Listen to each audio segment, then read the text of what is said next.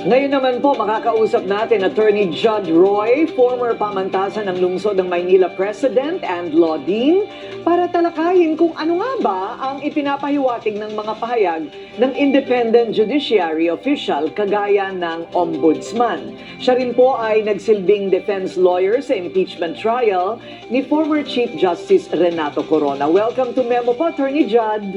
Welcome, sir. Good morning. Magandang umaga, Corina. Magandang umaga, Willard. Magandang umaga, mga kababayan. Good morning, everyone. Ayan. Thank you for having me. Of course. Oy, mag-ayos ka. Dati mong professor Oo si nga attorney, ha? Introduction to law. Naabutan ko pa sa sir. Natawag ka pa sa recit nun. Ganon? Okay bang grades? Akala ko pagtutulungan nga ako ni Howie at ni Willard, pareho ko estudyante ito eh. Ganun Just gives po. you an idea of what an old fogey I've become. Hindi po halata. Thank you. Okay. Unahin po natin. Well, first of all, were you surprised na pinalabas po nila si former Senator Revilla? Alam mo, Corina, that's a very touchy issue, no? And I know it's very unpopular because Bong Revilla is not our ideal politician. He's an actor. He won on pure popularity. No sterling academic record or anything of the sort. But our system allows, pinapayagan ng sistema natin na makaupo at manilbihan yung mga taong na popular. Ito ang sistema eh. Ngayon, syempre maraming nagagalit kasi accountability, etc., etc., napaka-mahalagang mga bagay ito. Sabi mo nga kanina, nagdudugo yung puso mo, pinapakinggan mo yung impeachment. Totoo naman, I agree with you. Pero ito, Corina, kailangan natin intindihin na mabuti. Dito sa mga kontratang ganito, na ito hindi na bagong karanasan sa atin eh. Napoles, pinagdaanan na natin yan eh. Diba? Iba lang ang kontrata ngayon. Pero yan din yun. Mga katiwalian dyan sa government contracts. Corina, paano nananakaw yung pera? Paano nakukuha yung pera? Yung paliwanag nito ng abogado, mga kababayan, inuumpisahan niya doon sa DPWH kasi nag-umpisa lahat ng ito. Ito kasi mga senador na ito, mga proponent lang. Kumbaga sa kwan, sila lang yung naghahanap ng proyekto sa kanilang lalawigan, ay senador ito, kung saan nila pwedeng ilagay yung kanilang proyekto, mga kababayan. Kasi national po ito, mga kababayan. Pinapaliwanag ng abogado ni attorney na tandaan natin na ito parang pinapakita niya rito na wala masyadong trabaho ang mga senador pagdating sa proyekto kasi ibinibigay ng senador yung kanilang mga budget doon sa DPWH, mga kababayan. So, ituloy lang po natin siya, mga kababayan. Mambabatas ba na nakaupo lang naghihintay? O yung mga lukon-lukon DPWH na tinodas lahat yung mga dokumento, tinodas lahat ng mga approval, tinodas lahat ng mga pag-release ng pera. Imposible tayong mawalan ng pera kung tama ang ginagawa ng DPWH. Ang sinasabi ko, Corina, between them, yung pinakamaliit na ginawa, pinakakonting kinilos dyan, yung mambabatas. Okay? Ang talagang mga tirador dyan, yung DPWH. Ngayon, nagtataka ako. Tinan mo, kung basahin mo yung kaso, Kung susundan mo po yung kwento ni attorney, mga kababayan, ang tinuturo niya talaga rito, ang gumagawa talaga ng hocus-pocus, ang nag-implement ng proyekto, which is ang DPWH po. Kasi ang mga mambabatas po, katulad ng senador, congressman, ay nagbibigay lang ng proponent doon sa DPWH. Yung budget nila, sinasabi ng isang senador o congressman na mayroon akong budget, gawin nyo ito. Kaya lang po, doon kasi pumapasok yung sinasabi nilang komisyon, mga kababayan. Hindi po natin alam kung si Bong Revilla nangungumisyon ba o mga congressman lang. Kasi karamihan po kasi sa tinuturo ng DPWH ay mga congressman, mga kababayan. maganda po ang pagkaka-interpret dito sa abogado na ito. Kasi pinapaliwanag niya po ang lahat. Kung sino ba talaga ang gumagalaw, yun yung pinakamalaking na gumagalaw dito. At sila yung pinakamalaking nanakaw sa bayan nito. Kasi napakakunti lang po kasi ng trabaho ng isang mambabatas. Tama lang silang yung proyekto nila, titingnan, sasabihin doon sa DPWH, bibigyan ng budget, sasabihin ng DPWH, ganito ang budget niyan sir, kasi tulay yan o diki yan na per kilometer, ganito ang budget. Kung ilang kilometro yung gagawin natin, magkabilaan, ganito ang budget. Yun po yung pinapaliwanag dyan, mga kababayan. Kasi hindi naman po yan eh. Pero meron ding iba, per metro, per square meter, ganun po, minsan, doon po kaya lumalaki kasi ang kontrata minsan metro kwadrado or per kilometer. Depende po yan sa pag-uusap. Pero karamihan pong pagkakalam ko, metro kwadrado po, mga kababayan. So ituloy lang natin si attorney. Si Henry Alcantara hindi nasakdal. Si Opulencia hindi nasakdal. Bunuan, hindi sila finailan ng kaso. Pero maliwanag doon sa kasangkot sila. Maliwanag doon sa resolution, kasangkot sila doon sa mga kalokohan. Ito, ghost project. Ito, sinasabi nito, bakit hindi kasama si Alcantara, si Bernardo, si Cabral, si Bunuan sa kaso? Na malinaw naman sa dokumento na sinasabi ni attorney, kasama sila doon. Sila mismo ang pumirma. Sila ang tumanggap ng pera, pero wala silang asunto, mga kababayan.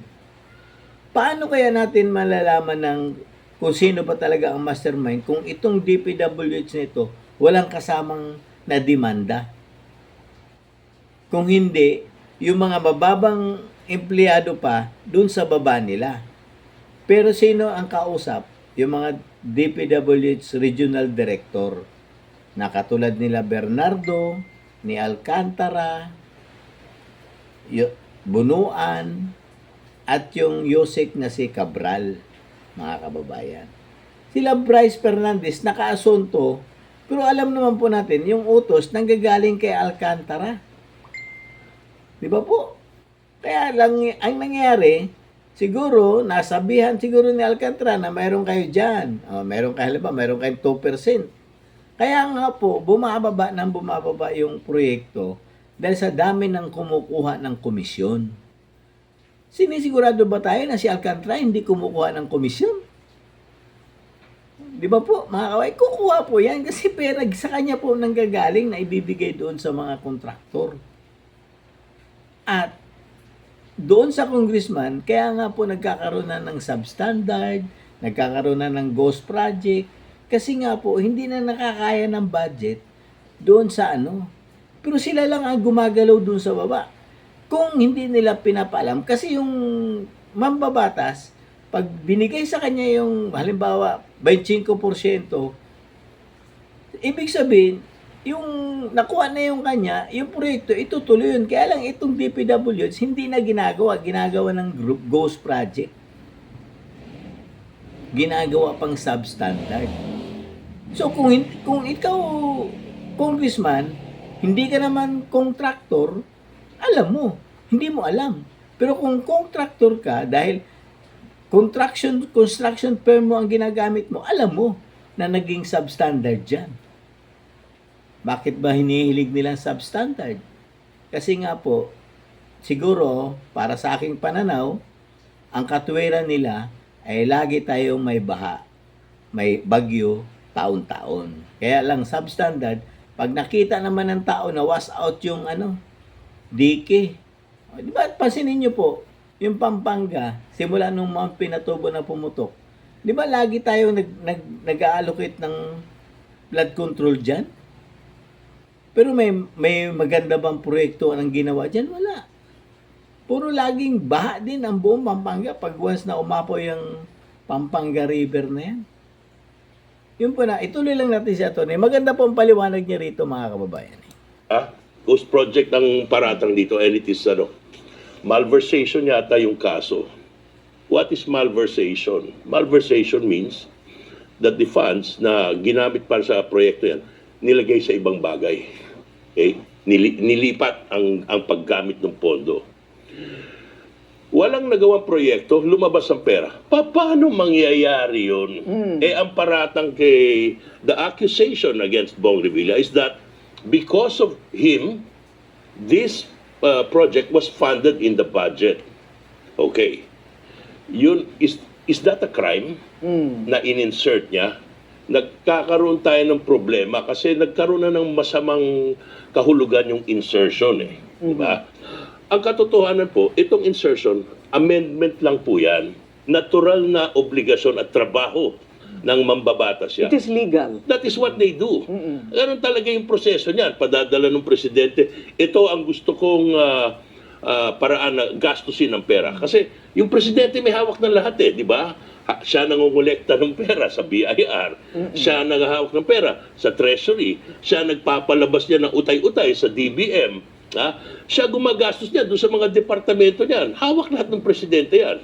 So, pag sinasabing kailangan natin ng budget, sinong gagawa ng budget? Di syempre yung presidente, porque nasa kanya lahat ng pera, alam niya kung saan kailangan gamitin at kung magkano. So, pinapadala yan sa Kongreso, which is happening now. Tinatawag ito Yun nga yung sinasabi mga kababayan, na imposible talaga na walang kinalaman ang presidente rito. Kasi bakit? Nanggagaling po lahat sa budget, yung pera, galing sa GAA na inaprubahan ng presidente, mga kababayan. Ang isang proponent, tama lang na magbibigay ng nag-insert lang siya doon sa budget. Pag nag-usap sa budget, meron akong proyekto. Ito, pinai-estimate sa DPWH. Ito yung budget niyan, sir. Sige, insert mo dyan. Ganon po yun, mga kababayan. Pero ang nag-approve lahat niyan ay ang presidente natin. At sinong mag-i-implement? Ang DPWH, mga kababayan. Napakalit lang po ng trabaho ng senador. Yun nga lang, hindi natin napapatunayan kung talagang totoong nangungumisyon si Bong Revilla dyan ng 25%. Kasi yun po ang pinapalabas nila rito, mga kababayan. Pero pinapaliwanag ng abogado rito, napakalit lang ng trabaho ni Bong Revilla. Kasi kasalanan ba na mag-insert ka sa budget para sa isang proyekto? Hindi. Kasi kailangan mong isama yun sa budget para mapirmahan ng presidente at ang bahala ang presidente. Kung ang nangyari nga kasi, kung mayroong ginagawa, kinukuha nila, nililipat nila sa ibang proyekto, yun ang masama. Pero kung yung insertion mo, ginamit mo naman doon sa tamang proyekto at nagamit naman ng tama, hindi masama yun. Di ba po? Ituloy lang natin si Atty. Kasi ang ganda po ng paliwanag niya rito, mga kababayan. National Expenditure Program. Nakasaad doon. Saan ko ba gagamitin yung pera? Bakit niya ba ito pinadadala sa Kongreso? Bakit niya pinadadaan sa Senado? Para kay, simple lang, Corina You cannot spend public funds without a law. So pinadadala yun doon, nakikiusap siya, pwede nyo bang gawing batas ito para magastos ko yung pera natin? That is the requirement So pag sinasabing ginagawa nung Congress yung budget, actually, ang ginagawa nila, kino-convert lang yung plano ng presidente, ng executive, sa batas, ginagawang batas. Siyempre, doon pag ginagawa yun, binabago-bago yan. Kasi maraming pagkakamali, mga errata, halimbawa. Isang example na nilagay doon sa, nabasa ko yung bahagi ng resolusyon dahil nung sinabi niyong ito gusto niyo pag-usapan, kinabahan ako Bakit po? It's almost 200 pages long. Okay, so in summary, Well, mahal yun. po Gaganti na ako kay Prof. May interpretasyon. No, but anyway, yung paggawa ng budget, yung mababatas, it's actually a passive role. Kino-correct lang nila yun. At ang nagpapakorrect yun, kaya nga yung mga APRO na yan, di ba? Kaya nagmi-meeting yan, pinapatawag yung mga departments. Kino-correct nila. Sabi, ay, nagkamali kami, mali yung allocation dito. Ay, kailangan dagdagan dito sa Kwan kasi tinamaan sa itong province na to, tinamaan ng bagyo, whatever it is. Hanggang maaprubahan yan. So sinasabi nila, yung pag-aproba nitong proyektong to, kasalanan daw ni Bong Revilla yun. Okay? Which, hindi ko maintindihan, Corina, because that's his job. Doon sa record, hindi naman pala napatunayan na siya mismo nagpa-insert doon. Ang nagpa-insert doon si Yusek Cabral. At hindi, wala naman po ding ebidensya o napatunayan na siya po'y tumanggap ng pera. Hindi, tinatanggihan niya. Pupunta tayo doon mamaya. Tinatanggihan niya. So anyway, naging batas to, no? Bumalik sa presidente. Pinababa ngayon sa DPWH. Eto na. Diyan na mag-uumpisa yung kalokohan. Diba? Aprobahan yan. Bibigyan nila ng peking award. Bibigyan ng peking approval. Hanggang mamaya, pinaprubahan nila na nakumpleto na daw ng 95% at nagpa-release ng 70 plus million. Yun na.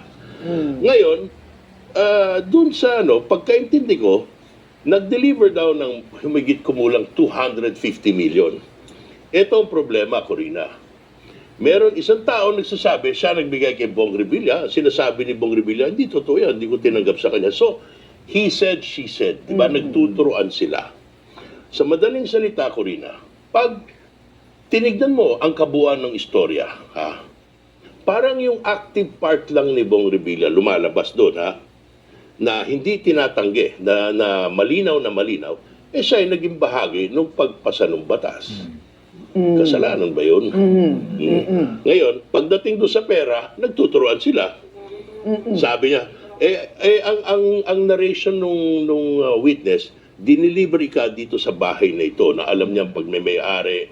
Parang gano'n din yun sa Maleta Boys, gano'n. Iniwan doon, nakita daw si Bong Revilla palabas doon. So, hindi inabot kay Bong Revilla, di ba? At walang ebidensyang pinasok niya sa bangko niya. Whatever it is, di ba? Kung ano man. Pero, doon may diskusyon. So, naiiwan na lang kay Bong Revilla yung parte na siya kasama doon sa paggawa ng budget. Kaya sa binigyan ng bail. Samantalang pag binasa mo, lahat ng kalokohan doon sa pagpapalabas ng pera, Hindi DPWH at saka yung DPWH ang gumawa lahat. Sila lahat. So, remember Corina, bail lang ito. Di pa naman nakakalaya si Senator Revilla. Okay?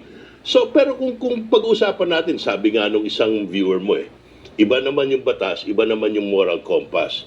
Yan po, wag nating kalimutan. Huwag niyong ipaghalo yung dalawa. Kung gusto natin ng maayos na proseso, sundan natin yung batas. Kung gusto natin ng maluwag ang konsensya, edi mag-rally-rally tayo hanggang magbago ang sitwasyon. Kaya po ako nag-react dun sa statement ni Ombudsman. Kasi, I met Boying once. Hindi ko naman siya kilala masyado. Pero I know him to be a veteran lawyer, di ba? I admire his record and all that.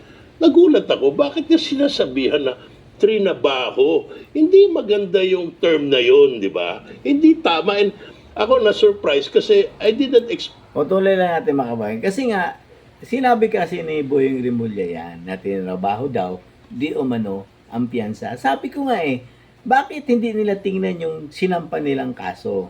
Kung matibay ba o hindi, kung talagang may connection ba talaga papunta kay Bong Revilla, kasi ang nangyayari, ang naging trabaho lang ni Bong Revilla doon, nag-insert, naghanap lang siya ng proyekto at nag-insert sa budget, ito yung proyekto na gusto kong ipagawa sa Bulacan o kung saan man. Kaya lang, ang problema, hindi yata nagawa at ang gumagawa naman ng lahat ng ito ay ang DPWH, which is wala pong may isang nakasuhan. Yung isa, di umano, nagpakamatay pa, si Cabral.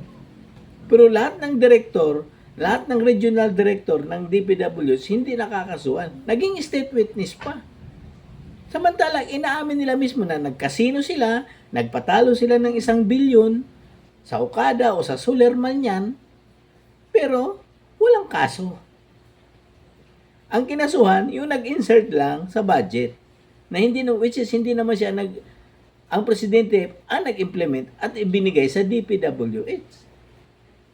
Naiwan na lang yung kanya sa ay Bong Revilla yung insertion. Kaya lang sinasabi naman ito ni Boying Revilla may tinatrabaho.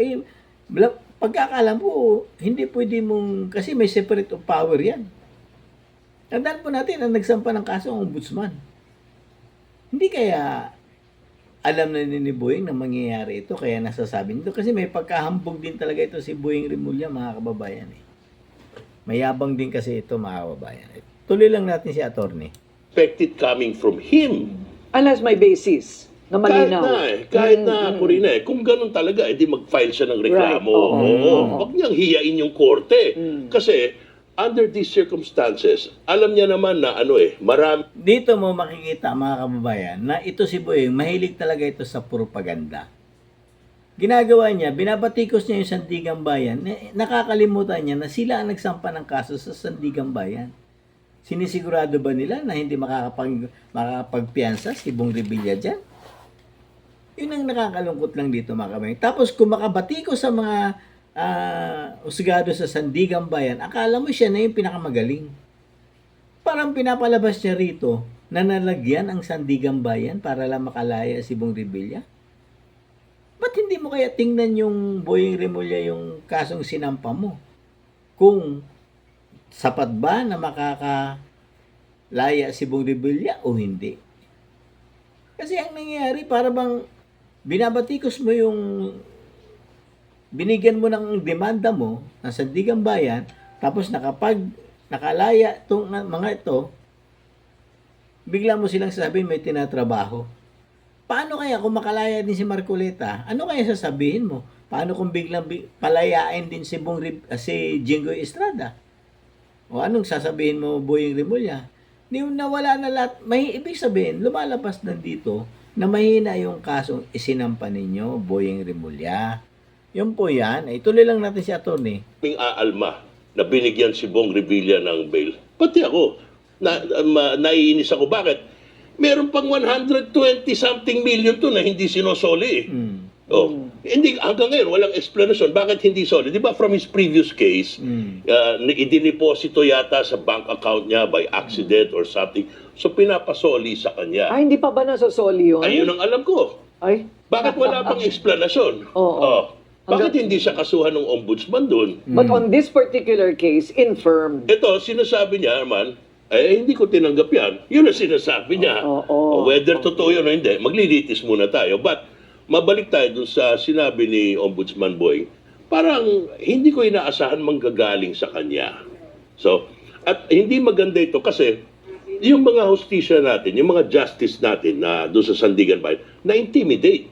Siyempre, parang, tapos ngayon, papile siya ng, motion for recall. Hindi dapat ganun.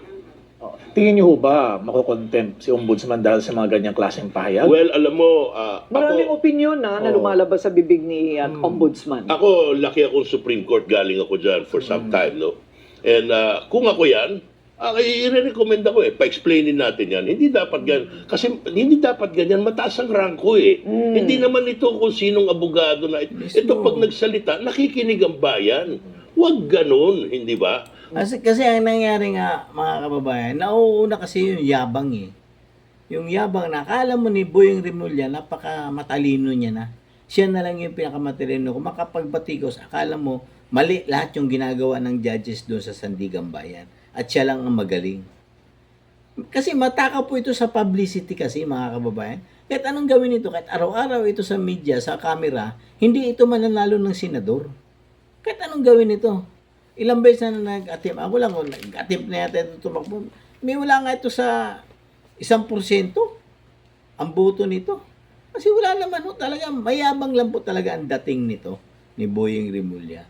Puro propaganda para lang makita lagi sa media. Kasi kung papansinin niyo po, sa mga lahat ng naging ombudsman, ito lang ang laging nasa harap ng camera. Lagi may press con ito, araw-araw. Di ba? Halos linggo-linggo mayroon ito.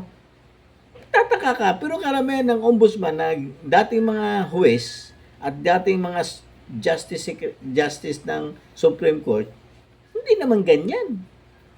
Nagtatrabaho sila, pag may inimbestigahan sila, tahimik lang sila. Ilalabas na lang nila pag sinampa na ng kaso. Di ba po, yun lang. Itong ombudsman niya, kakaiba talaga, mga kababayan. Hindi ko lang alam kung anong plano nito ni Boyeng Remulla in the future. Baka gusto rin tumakbo yung senador ito, mga kababayan. Tuloy lang natin. Tapos, lahat ng kaso mo, doon ka pa sa Sandigan Bayan magpa-file. Akusahan mo lahat ng corruption. Di ba? Yun ang insinuation niya Yun ang nakakalungkot nga, mga kababayan. Kasi yun talaga ang tinuturo niya na pinapalabas si Boyeng Remulla dito na nalagyan ang mga justice ng Sandigan Bayan para kaya nakapagpiyansa si Bong Revilla.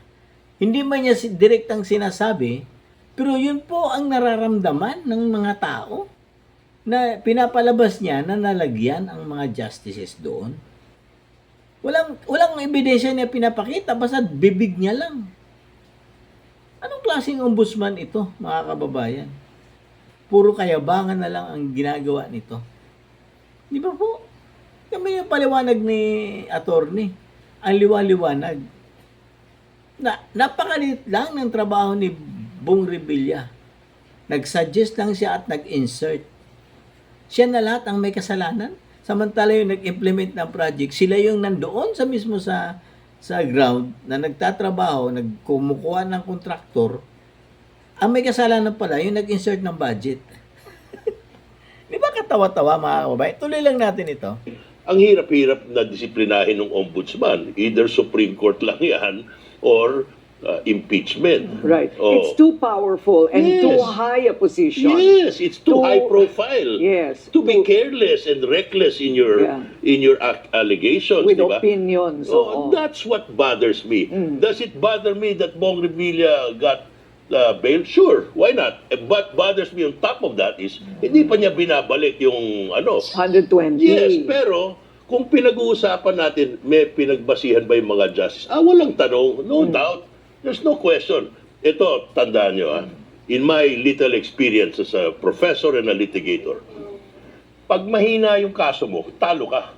Huwag kang magugulat, huwag kang mapipigon. Ganyan ang labanan eh. Patunayan mo. O dahil labanan mo, meron nga siyang motion for reconsideration. Yan ang lumalabas kasi rito talaga mga kababayan. Kaya pinayagan makapagpiyansa yan si Bong Revilla. Mahina talaga ang kaso laban kay Bong Revilla. Kasi isang tao lang naman kasi ang nagtuturo. At sinasabi ni Bong Revilla, hindi ko tinanggap yan. At sinasabi nitong isa na pinasok pa mismo, sinong tumanggap?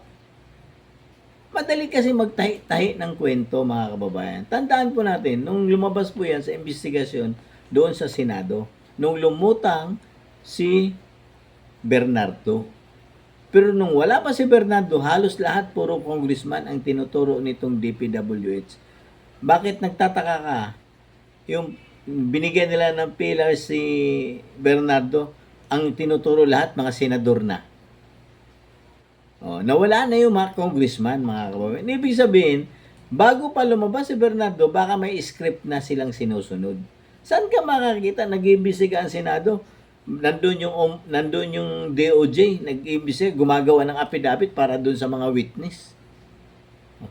Kaya nga nagagalit si Marcolita noon eh. Na bakit nandito yan? Nag-imbestiga nga tayo ng aid of legislation. Pero bakit nandito ang ombudsman at dadalhin niya yung witness natin at doon kukuha na ng affidavit? Hindi siyempre magbibigyan mo na ng script yan, kaya nga nagagalit. Kailangan ba talaga nandito ang DOJ para kuhanan ito ng mga affidavit ito mga witness natin? Kaya kung napapansin mo po, si Alcantara, may hawak na siyang affidavit niya, bigyan pinalitan ni Boyeng Remulla, ito basahin mo. Kaya nga napailing-iling si Alcantara dun eh. Halatang-halata po yun, nasa TV po yun, mga kababayan. Ba't mo papalitan yung ginawang affidavit ng witness, tapos papalitan mo ng hawak ni Boyeng Remulla? Di ba po? Doon na nakakakita talagang binabali talaga nila ang batas, mga kababayan. Kaya mahilig talaga ito sa bendalo, mga kababayan. Tuloy lang natin. Pero, dapat yun, nung final, pinaunahan niya, ginab niya muna yung mga justice eh. Natrabaho kayo, ito motion for Pero reconsideration sir, yung to. in my mind now is, plunder is, it wasn't plunder. That No, was, no, no. Ayun, Malversation. oo, malversation. But what difference does it make, Corina? Oo. Pag entitled yung tao sa bail, ibigay mo yung bail. Yun ang rules natin eh. Di No, what ba? I'm pointing at is, anybody just say that you committed plunder. Yes. And then you cannot have bail even if it is a No, wala sa plunder. wala sa plunder. Yes, as a rule, it is not a bailable offense. Kaya yan, that's the other thing na nakakatakot because that from my own personal experience, that office of the ombudsman is weaponized for political purposes. Yeah, it's the currency. Yeah. Oo. To be Yung totoo yung sinasabi ni Atty. Ginagawa pong weaponize ng gobernong ito para sa kalaban sa politika. Kaya kung napapasin nyo po, ang ang nakukulong, mga kalaban lang nila. Lagi nilang inuuna. Tandaan po natin, si Joel Villanueva, sinasabi niya, lutong-luto na ang kaso ni Joel Villanueva. Pero bakit ngayon, hanggang ngayon, nabulok na yata yung kaso, si Joel Villanueva nandun pa sa Senado. Samantala yung kay Marcoleta, lagi nating may pagkukumpara talaga mga kababayan. Kasi bakit? Kay Marcoleta, donasyon lang yun eh. Hindi galing ng pera ng bayan yun. Donasyon lang sa kanyang kampanya. Ibang-iba po sa pera ng bayan yan, mga kababayan. Kaya yun po talaga masakit. Nagiging weaponized na po ang ombudsman para sa kalaban sa politika, mga kababayan. Tuloy lang natin sila. You want to be in prison or not? O hindi ba, parang Masarap ganon? talaga yung pag nandun ka lang, papalakpak ka dahil pinapakulong yung mga kontrabida or whatever. Pero pag ikaw na yung tinitira niyang ombudsman, tignan natin. Ako, naranasan ko na yan. Ay, 5 taon ako nagdusa dyan. I had to wait for the Supreme Court to come up to rule na I was being persecuted. That's the only time it ended. But 5 years. Finally, nakalaya ako. Hindi naman ako nakulong, pero naka-hold order ako for 5 years. Akalain mo, nung nilabas yung desisyon na malaya na akong bumiyahe at lahat, na lockdown naman yung Pilipinas. Anak ng tawa Not meant to talaga. be, not meant to be. What about Senator Jinggoy? Sorry, Willard. Yeah. Do you think his bid para mabigyan din ng bail ay may tsansa? Well, yung kay Senator Jinggoy, as I said, no, my view with respect to these contracts is that least guilty, not least guilty, not as guilty yung mga senator. Kasi Corina, yung ipuprove mo na niluto niya from the time of the budget hanggang lumabas. Ikaw, you should be familiar doon sa trabaho ni Mar. Ni Mar, ang haba-haba nun, ang tagal-tagal nun, di ba? Bago pa, tapos pagdating doon sa implementation, ibang lutuan na naman yun kasi kakausapin mo yung mga people on the ground. So, ito, makikita mo doon sa mga findings ng korte. The whole process started with the DPWH. Sila mismo, doon pa lang sa papasok pa lang sa NEP, alam na nila kung aling programa yung kakanain nila. Saan kukuha ng pera. Kaya lumalabas talaga rito mga kababayan, ang talagang utak ng lahat ng itong iskandalong ito ay ang DPWH. Kaya lang, sino ba ang nasa taas ng DPWH mga kababayan? Sa tingin nyo kaya, kayang gawin ng sekretary ng DPWH mag-isa nang wala siyang ibang sinasandalan? Di ba po? Yun po ditong katotohanan mga kababayan. Kasi nga po, tama po ito yung sinasabi ni Atty. Kasi hindi po masama ang mag-insert. Wala akong masama dun. Ang problema po kasi sa insertion, pag nilagay mo sa budget yun, aproba ng presidente. Siyempre, itong nilagay ng senador na ito, doon talaga naka-allocate yun sa sinasabi niyang proyekto. Paano? Sino ba nag-i-implement? Ang DPWH. Paano kung i-divert ng DPWH sa iba? Kasalanan ba ng senador yun? Hindi. Kaya nga po, nakakapagtaka lang kung basta madali lang silang nagturo ng mga senador na kumuha pera kasi pinapalabas nila may nangungumisyon. Pero ang alam naman natin na maraming kontraktor na meron silang proyekto na ang pinagbibid doon sa DPWH, construction firm pala nila. Tapos itong DPWH naman, umamin mismo na nagre-renta ng lisensya ng kanino mga kontraktor at binabayaran ng 1 milyon, 2 milyon, gamitin nyo yung lisensya ko, sila nang gagawa. Ngayon, kung tatandaan nyo yung isang kontraktor na babae, inaamin na pinahiram niya yung lisensya kay Bryce Fernandez. O, di ba? Eh, ang mga babayaran lang, sarap nga na buhay nung may lisensya ka, 5 star. Tapos, ito, gamitin mo, rentahan mo itong lisensya ko. Meron naman talaga nangyaring ganun eh. Kahit nga sa mga gamot, pinarerentahan yung lisensya ng mga pharmacist. Totoo po yan mga kababayan, para lang mayroon na sasabi na yung isang butika, mayroong pharmacist. Kumikita ang mga ganyang bagay. Di ba po? O yan ang nakakalungkot mga kababayan. Kaya nga po napayagang magpiyansa si Bong Revilla dahil mahina po talaga ang kaso na isinampa ni Boying. Ang masakit lang dito, parang inaakusahan ni Boying Rimulya yung mga ombudsman na naglitis ng kaso ni Bong Revilla na nalagyan, na korap. Yun po ang buong katotohanan na pinapaliwanag nito. Mag-ingat siya dahil baka mamaya patawag siya ng Supreme. Paliwanag mo kung sino yan. Kasi impeachable offense po kasi ang ombudsman. Pero balita ko po, mayroon na yata nagpapay na para ma-impeach si Boying Rimulya. Kasi sumusobra na po talaga. Mas nauna pa yung propaganda kaysa isipin mo, sasabihin mo yung Sandigang Bayan na may tinatrabaho yata talagang Anong ibig sabihin nun? Nalagyan? Mga kababayan? Ito lang yung ombudsman na matakaw sa publicity, mga kababayan. Yan lang po. Hanggang dito na lang po. Palambing po ng like, share, and subscribe. God save the Philippines.